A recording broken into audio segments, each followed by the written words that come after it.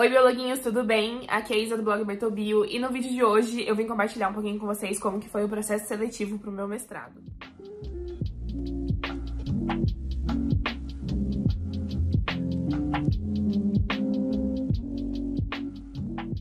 Bom, pra quem me acompanha lá no Instagram já sabia que eu estava fazendo mestrado e quem viu também o vídeo que eu lancei, o primeiro vídeo do ano, dia 8 de janeiro, viu que eu fiz o mestrado, defendi agora em setembro de 2023 e eu resolvi compartilhar como foi todo o processo com vocês e eu não poderia começar de outro ponto, além da parte do processo seletivo, que foi como eu entrei no mestrado. Antes de tudo, eu queria contextualizar vocês que o mestrado ele sempre foi um sonho na minha vida. Enquanto eu estava na graduação, eu sempre pensava muito sobre, e no meu último ano de graduação, eu sempre conversava, inclusive, com a minha professora de botânica, sobre possibilidades, possíveis orientadores e universidades, e eu tava visando muito a Unicamp, inclusive. Só que daí, logo, né, que eu tava pesquisando sobre o mestrado, começou a pandemia, e eu finalizei a minha graduação num contexto pandêmico, então tudo foi online, eu não tive nem colação de grau. E aí, o que rolou? Basicamente, E aí, eu deixei um pouco engavetado esse sonho do mestrado, porque eu não queria me submeter a ter que ir para algum lugar, principalmente para outras cidades, centros urbanos, São Paulo, Campinas, enfim, cidades grandes, que a circulação do vírus estava bem alta. E aí, eu resolvi engavetar um pouco esse sonho. E aí, passou um tempo e um dia, aleatório, o meu amigo Denner, que a gente fez graduação juntos e tudo mais, ele me mandou mensagem falando que ele ia prestar a prova de mestrado pro Instituto de Botânica de São Paulo. E ele me disse que a orientadora dele estava com uma vaga e que ela pediu recomendações para os alunos e ele perguntou se ele poderia me recomendar. E aí, naquele momento, me deu um choque de realidade, porque apesar do mestrado ser um sonho muito grande desde sempre, eu também não imaginava que seria tão rápido. E aí veio tudo aquilo à tona, né, o medo de falhar, e meu Deus, quando que é a prova? E aí ele me avisou que a prova seria daqui um mês. Então, tipo assim, eu teria um mês pra me preparar pra prova. E nesse ponto eu ainda nem sabia que eu ia ter que escrever um projeto, né, um pré-projeto de mestrado. Mas aí eu conversei com a minha mãe, conversei com as minhas amigas, e aí eu pensei, o que pode dar de errado, né? O máximo que pode acontecer é eu não passar. E tá tudo bem se eu não passar também. Não tô fazendo nada demais, né, eu tinha terminado a graduação, não tava trabalhando, tava nesse contexto de poder ficar estudando o dia inteiro, poder fazer minha rotina, e resolvi topar. E aí, na mesma semana, eu tive a minha primeira reunião com a orientadora, né, que é a mesma orientadora do Denner, é a minha. E aí a gente definiu que a gente ia tentar. Era um projeto, assim, diferente de tudo, um mestrado teórico, e ela não tinha experiência exatamente nessa área, né, um campo novo que ela estava querendo explorar, e ela queria uma aluna ou um aluno, enfim, que gostasse muito de ler e de escrever. Então, ter o blog fez muita diferença. Então, o blog me ajudou muito nesse processo, porque ela conseguiu ver o meu perfil de escrita ali.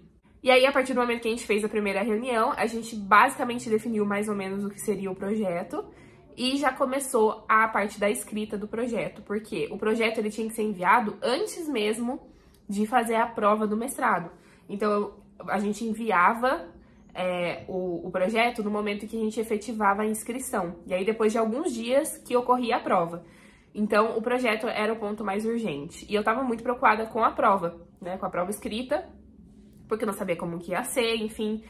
E aí, a gente, enfim, focou nesse primeiro momento para escrever o projeto. E o projeto, ele era um projeto curto. Mas, apesar de ser curto, era um projeto bem complexo, principalmente porque o meu trabalho era um trabalho teórico. Então, eu tive que fazer um levantamento inicial de dados para mostrar que eu teria com o que trabalhar. E além de fazer o projeto, nesse momento eu estava organizando toda a minha documentação. Uma das partes que também é avaliada na hora do processo seletivo, pelo menos no Instituto de Botânica foi avaliado, é o currículo. Então, eles olham tudo que você já fez e isso vai contando pontos, obviamente, ali na sua classificação. Então, a gente tinha que fazer o que eles chamam de Lattes documentado, que era atualizar, obviamente, o currículo Lattes e mandar junto, como se fosse num arquivo, num arquivo zip, a gente tinha que colocar todos os certificados comprovando tudo que a gente já fez e tudo que tava ali no currículo Lattes. E aí dá muito trabalho, obviamente que eu tinha tudo em mãos, isso me ajudou bastante. E aí, basicamente, foi isso que eu precisei pra fazer a inscrição, né? Então, toda a documentação, tive que correr atrás de diploma da faculdade, enfim, tudo isso, porque ainda não tinha saído. Aí, além de tudo, fiz o Lattes documentado e escrevi o projeto. Chegou no dia da inscrição, a gente enviava tudo, né, na inscrição. E a partir desse momento, eu poderia me dedicar para estudar botânica para a prova que eu ia ter e também para me preparar para a entrevista que acontece referente ao projeto. Então, vamos uma coisa de cada vez. Como que eu me preparei para a prova? Então, eu tenho 2 livros de botânica que eles são muito conceituados. Um é a Fisiologia Vegetal, do Thais Zeiger. O outro é a Biologia Vegetal, do Raven. E aí, o que eu fiz? Li os 2 livros, basicamente quase que inteiros, em questão de 1 semana e meia, 2 semanas, que foi o que me sobrou para estudar. Gente, eu estudava muito. Eu acho que eu nunca estudei tanto na minha vida. E aí, por ser um assunto que eu gosto muito, pra mim foi tranquilo, apesar de cansativo. Então, eu tinha uma rotina de todo dia acordar às 6 horas da manhã e ir estudando até mais ou menos umas 2. Então, eu tinha pouquíssimas horas de sono, mas eu entendi que seria por pouco tempo e que valeria a pena fazer isso. E mesmo estudando essa quantidade, eu não achei que eu fosse passar de qualquer forma, porque, como eu disse pra vocês, foi tudo feito muito às pressas, então eu não tive aquele tempo de me preparar que todos os outros participantes tiveram, que estavam se planejando e tudo mais. E aí eu fui estudando e fui dando o meu melhor, e aí eu já tinha conversado com a orientadora de que se não desse certo nesse processo seletivo, então se eu não passasse nesse, ia ter outro depois de 6 meses e eu ia tentar de novo. Então eu lembro até que eu sempre falava pra minha melhor amiga, é certeza que eu vou fazer um mestrado, eu só não sei se vai ser agora ou se daqui 6 meses. Então essa era a incerteza da vez. E aí estudei, e aí no meio de todos esses estudos eu também tinha que fazer o teste de proficiência em inglês pra provar que eu era capaz de ler e escrever e entender coisas em inglês, porque é necessário no mestrado. Eu fiz o da USP, na época eu paguei acho que R$90 no teste, foi online e deu tudo certo, foi bem tranquilo. Então eu fiz a prova de inglês e aí, beleza, estudei e tava pronta pra realizar a prova do mestrado. Eu lembro que foi num dia, 9 horas da manhã. E o esquema foi o seguinte, todo mundo entrou numa chamada do Teams e ficou com a câmera aberta, só o microfone fechado, obviamente, porque senão ia ficar barulho de todo lugar, né? E tinham alguns professores nessa chamada também que ficavam olhando a nossa cara pra ver se a gente estava consultando algum livro, enfim, qualquer coisa do tipo. Então, a gente fez a prova, foi uma prova dissertativa, ela tinha... Se não me engano, eram 10 questões e a gente escolhia 5 pra responder, então a gente tinha esse poder de escolha. Eu acho que tinham 2 que eram obrigatórias, essa a gente podia escolher qual que a gente faria, né? Eu fiz a prova muito tranquila, quando eu olhei as questões eu fiquei muito feliz, que eu sabia responder várias. E eu escrevi bem bonito e foi gostoso porque parecia que eu tava escrevendo um post pro blog, então eu dissertei bastante lá. E aí depois a gente enviava o documento por e-mail, o documento da prova.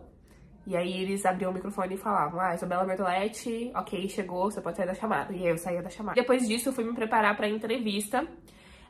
A preparação pra entrevista ocorreu com a minha orientadora, então a gente ficava simulando ali basicamente as possíveis perguntas que a banca faria e o que eu responderia pra cada uma delas. E foi muito bom, porque foi realmente o que a banca perguntou. Na verdade, a banca perguntou bem menos do que a gente achou que perguntaria. Então foi bem tranquilo. E aí foram alguns dias pra sair o resultado da prova, né, a gente fica naquela aflição, Mas assim, eu tava muito tranquila de que se não desse, tava tudo bem também. Eu queria muito que desse, mas se não desse, daqui 6 meses eu tentaria de novo. E aí o dia que ia ser divulgado o resultado, que foi dia 19 de julho, eu acordei bem tranquila, nem lembrei no primeiro momento. Quando eu terminei de fazer minhas coisas, eu falei, nossa, acho que é hoje, né? Daí eu puxei o celular assim, vi que a data batia, que era hoje mesmo que saiu o resultado. Eu falei, vou entrar lá no site pra ver se já saiu. Eu achei que não ia ter saído ainda, porque essas coisas são enroladas e eu achei que sairia depois do meio-dia. Então eu entrei despretensiosamente.